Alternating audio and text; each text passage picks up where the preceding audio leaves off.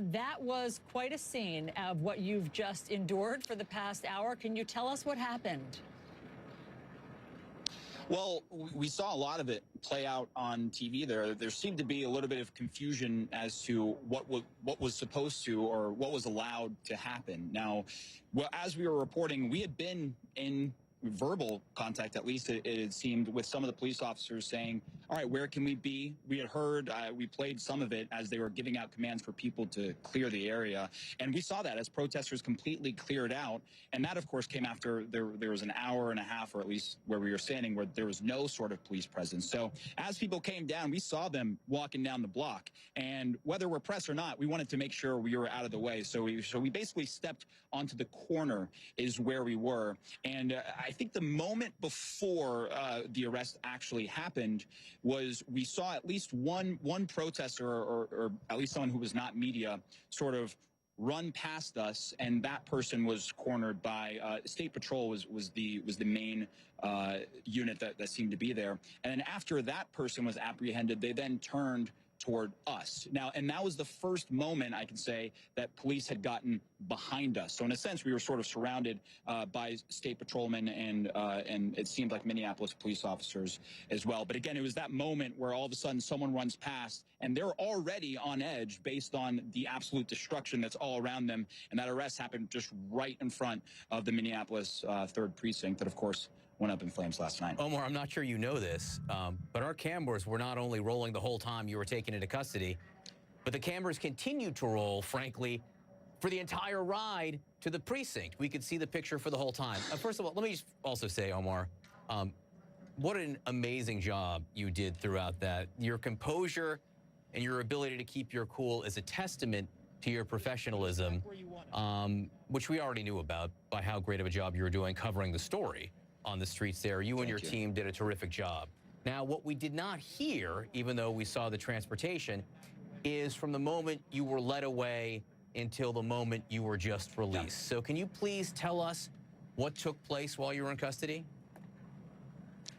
Well, everyone, to their credit, was pretty cordial after that happened. So it seemed, I was actually talking to the officer that was leading me away. I was like, hey, man, we're going to be out here for the next few days. What is the guidance of where we should be? If you don't want us that close, where should we be? Because we were under the impression that that was okay. And he said, look, I don't know, man. I'm just following orders. So I don't know who was potentially, giving that order in that particular moment. But as far as the people that were leading me away, there was no animosity there. They weren't violent with me. We were having conversation about just how crazy this week has been for every single part of the city. And like I mentioned, a lot of these people are on edge. And as we were walking by, we saw a person on the edge of sort of the perimeter that they had formed. And this wasn't a protester. This was just a random, it seemed, citizen who was saying, hey, I need to get back into my place over there. And where were you when this neighborhood completely got destroyed? I mean, we saw where they were. They were in the middle of what became a focal point of anger, passion, violence, even at times. And they were forced to retreat.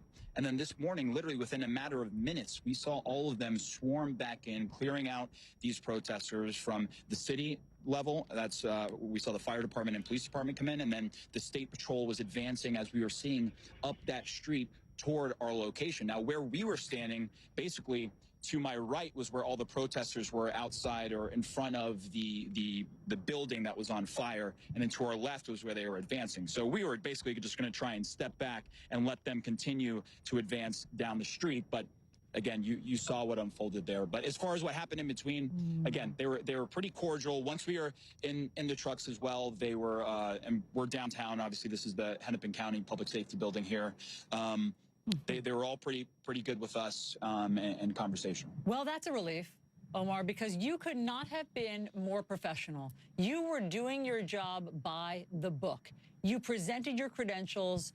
You told them that you were a journalist. You told them that you were with CNN, and you told them you were live on the air. I mean, you did them the courtesy of explaining that we were live on the air at that moment. And I'm just wondering, after you and your crew were arrested, at what point did they ever say, sorry, that was a mistake? Or when they released you, was there an explanation of that had all been a big misunderstanding or a mistake and you're allowed to report?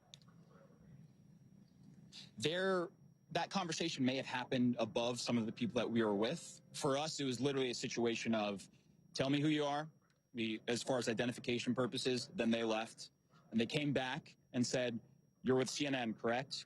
Yes. And then we explained the two other team members that were with me, three, including the security that we had hired for this.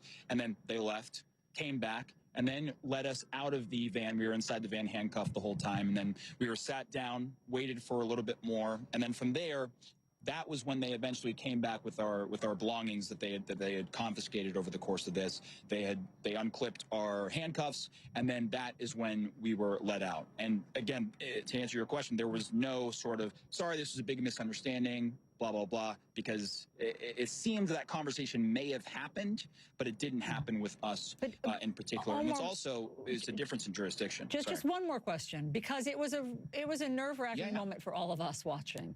You know, Bakari Sellers just described watching it and saying that it was really emotional and heart-pumping for him because he was scared for you. And other people watching, given the backdrop of everything that's happening in Minneapolis, he was scared for you at this moment when you were being taken into custody. You know, I should also let you know that Josh Campbell, who was reporting a block or two away from you, was not taken into custody. He was treated quite politely. Were you scared when this was happening? And do you have any idea why you were arrested and not Josh Campbell? If you're just tuning in. Well, there was a moment, I would say, minutes after it happened where things started to sink in a little bit. I think, I don't have to tell you, Allison or John, that sometimes when you're in this job in these scenarios, there's a lot of adrenaline pumping. You're trying to focus and balance so many different factors. In a case like this, I'm trying to balance what the actual story is, how the storyline is advancing, while also trying to be aware of our surroundings, which at times can get dangerous. So there's that mentality. And then the arrest happened. I was still trying to communicate with you all as this was going on, because I was just as confused as you. We had been showing our credentials throughout this entire week, and especially in the moments leading up to that, so I couldn't really understand what was going on. But as we were walking away and you were sort of taking in the entire neighborhood that had been completely decimated, again, from the passion of the protesters and unfortunately some of the rioting and looting that we had seen, it did cross my mind that what is really happening here? And the one thing that gave me a little bit of comfort was that it happened on live TV. There's been this, when you talk within the community about, let's just say, what's happened with George Floyd, there's always a discussion that what's happening isn't new, it's being filmed. And that speaks to the power of having something happen on camera, because you can have people speak up for you without you saying anything. And that gave me a little bit of comfort, knowing that you guys saw what was happening, I was living what was happening, and the country was seeing what was happening unfold in real time right before their eyes. You don't have to doubt my story. It's not filtered in any sort of way. You saw it for your own eyes, and that gave me a little bit of comfort. But it definitely was nerve-wracking at certain points.